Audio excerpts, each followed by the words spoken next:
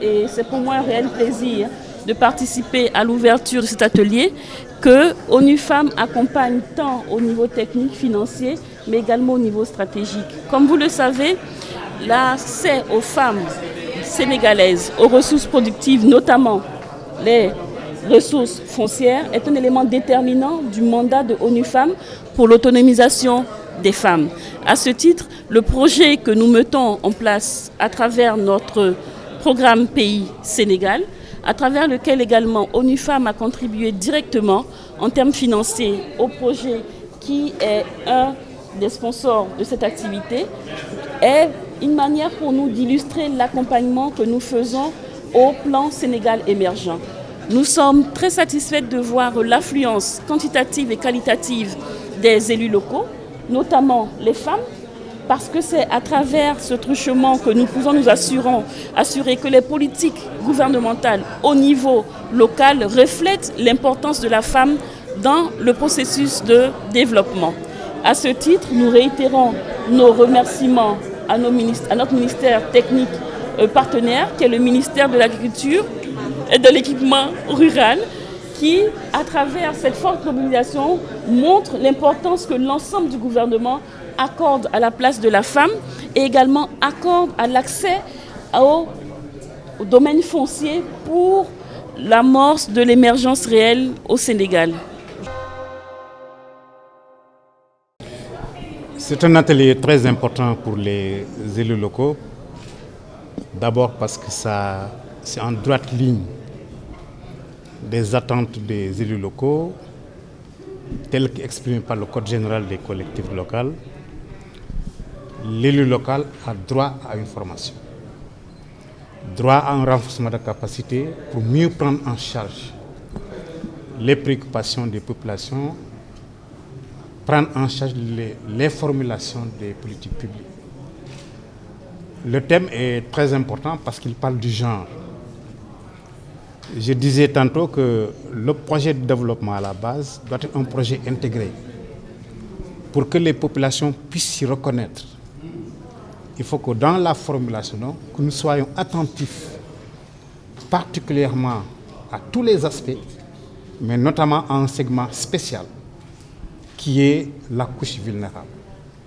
Les femmes, les jeunes, les handicapés, les personnes du troisième âge. Si nous faisons attention à ces personnes-là, nous avons toutes les chances de réussir nos politiques publiques. Parce que la majorité des populations aspirent à un bien-être. Certaines ont des possibilités, d'autres n'en ont pas, notamment les personnes du troisième âge, les personnes vulnérables. Donc si le ministère de l'Agriculture et de l'équipement rural, dans le cadre de ces politiques de formulation de projets agricoles, a pensé intégrer ces populations dans les formulations de projets de développement, on ne peut que s'en féliciter. Parce qu'il nous a trouvé sur le terrain, l'acte 3 de la décentralisation a mis au centre l'action territoriale menée par le citoyen, telle que consacrée à l'article 7. J'aime le rappeler chaque fois, que le citoyen au centre des préoccupations des pouvoirs publics. Le chef de l'État l'a exprimé à plusieurs reprises. Donc les élus locaux que nous sommes invités à cet atelier, nous sommes très ravis d'y participer parce que nous estimons que le travail que nous faisons à la base en termes de formulation de projets et programmes, de réalisation de tout ce qui est politique publique, devait être, de notre point de vue, adossé à ces préoccupations des populations. Le développement holistique, le développement n'a pas de couleur. Sa fin, c'est de réaliser le bien-être des populations. Et pour réaliser le bien-être des populations, il faut que toutes les parties prenantes, de façon inclusive, de façon participative, puissent donner leur avis, leur point de vue sur ce qui s'est en train de se réaliser.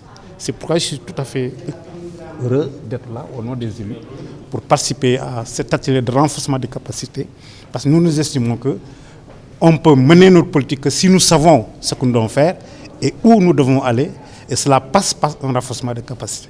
Féliciter le ministère, le point focal, et tous les élus qui sont ici seront très attentifs aux conclusions pour que demain, les projets et programmes qui seront formulés par la base, par les populations, puissent intégrer la dimension genre à travers les débats d'orientation budgétaire.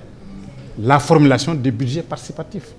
Tout ça, c'est des intrants, c'est des outils sur lesquels je crois nous allons revenir pour un peu les vulgariser, pour que nul n'en ignore que la porte d'entrée aujourd'hui de développement, c'est la participation citoyenne, inclusive de tous les segments sociaux, pour que véritablement le développement puisse concerner tout le monde et qu'on puisse s'y reconnaître. Vous savez, les collectivités locales ont des gouvernements locaux. Le gouvernement local, c'est lui qui conçoit et qui arrête les politiques au niveau local.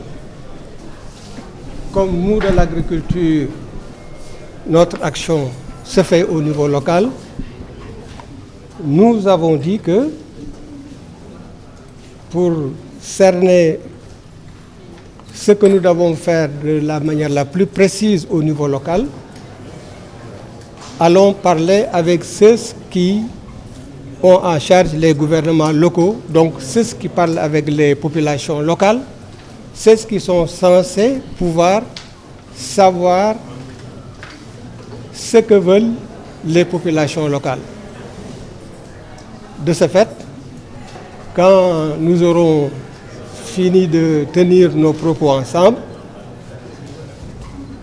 de ce que nous allons faire, nous allons tenir compte de leurs suggestions et de leurs propositions pour pouvoir, à terme, mettre en place une politique agricole locale pertinente et cohérente. Voilà pourquoi les élus locaux.